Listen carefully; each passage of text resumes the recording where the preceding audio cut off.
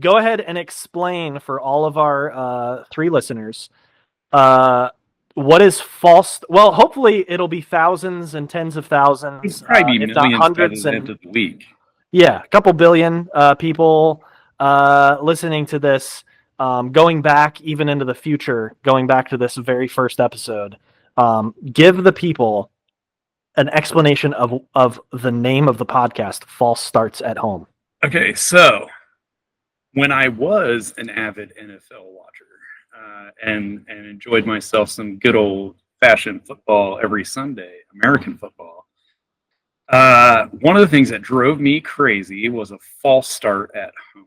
And what a false start is, for those of you who maybe don't follow American football or you don't watch a whole lot of sports in general, because you don't need to watch sports to really get a whole lot of what we're talking about here either. A false start is when an offensive player makes an illegal movement before the snap. Usually it is an offensive lineman who stands up to start a block or a wide receiver who starts to run forward across the line. And the reason a false start at home is a problem is because you're not supposed to do it. On the road, the arena's loud, the stadium's loud. You're having a hard time hearing the snap count. You might jump. At home, the crowd's quiet. For the most part, you should remember the snap count because you're getting paid a few $1 million to do that. It's one of the most inexcusable penalties in sports because there's no reason for it. Like, I can see a guy getting a technical in an NBA Finals game, Okay. taking a guy's head off. Right. Passion of the moment. You're caught up in it. Right. There's nothing to be passionate about pre-snap. Let alone like to jump off. I mean, like eager to block your quarterback. Yeah, like I don't care what play the coach is called. Like, you can't seriously be thinking like, man, I got to get off the ball real fast and get to my guy. Like, no play is worth a false start at home. Yeah. So that's kind of the impetus, or the background behind the name. So it's like the stupidest shit you can do. The stupidest thing you can do. So I guess our podcast, I guess, is going to be a lot about the stupidest shit that's just happening stupidest in the world. Stuff that just annoys us because it's just dumb.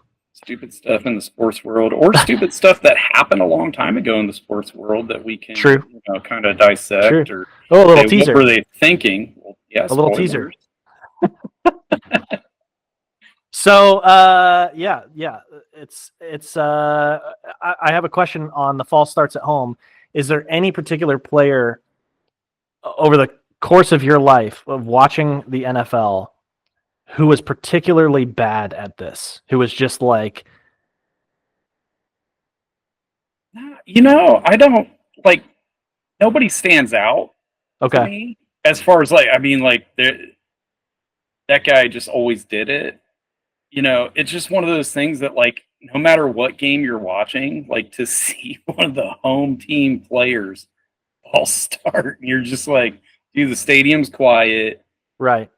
You got off you got out of the huddle. You had it, like, it's 10 seconds from the huddle to the line of scrimmage.